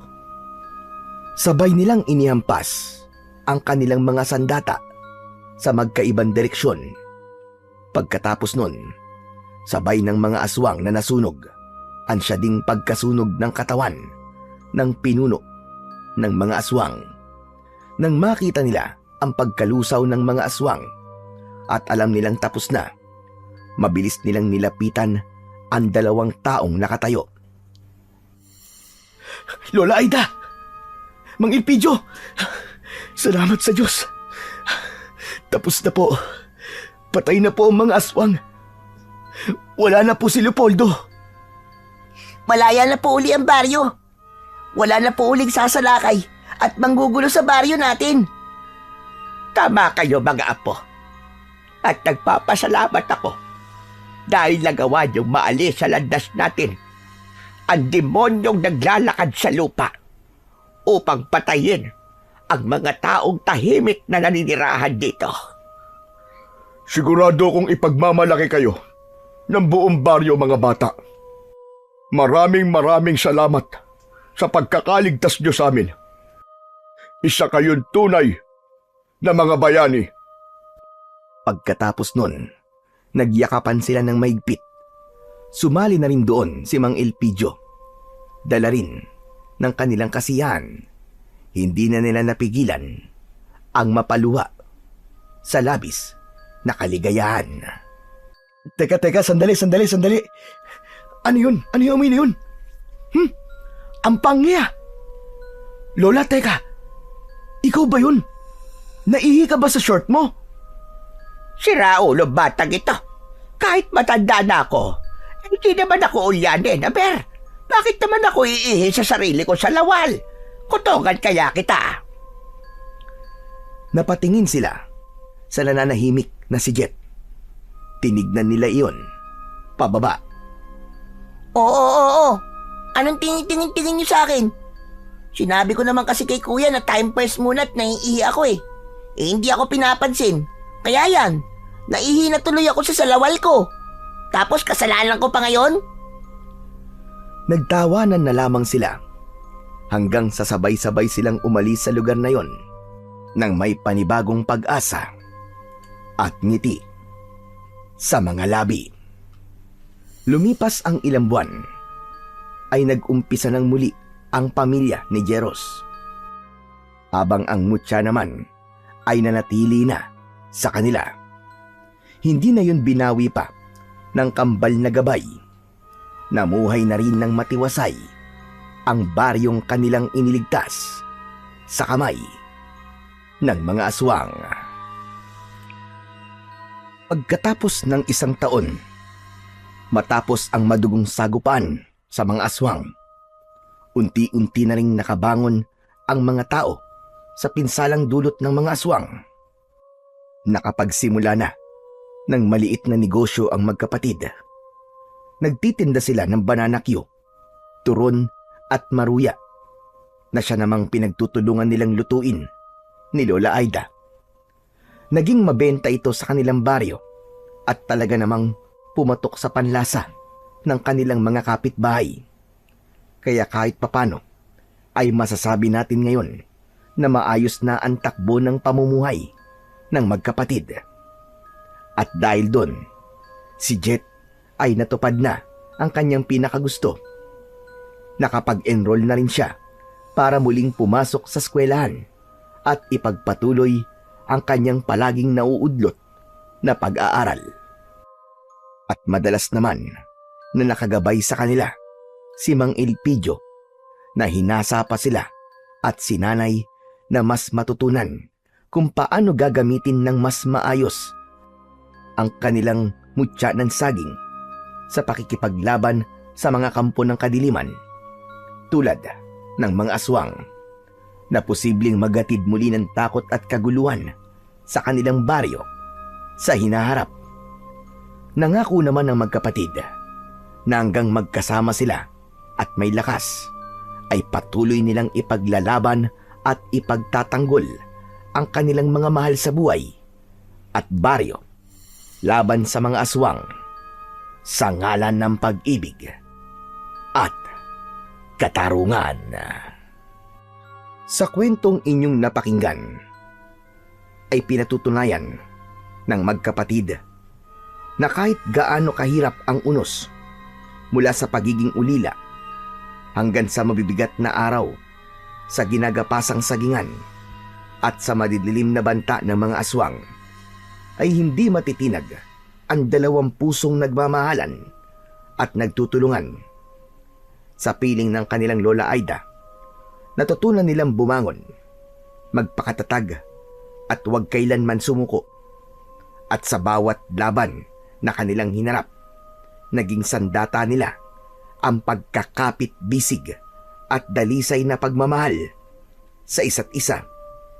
Sapagkat habang magkasama silang dalawa, walang puwersa ng kadiliman, walang aswang at walang anumang panganib ang makakawasak sa kanilang samahan.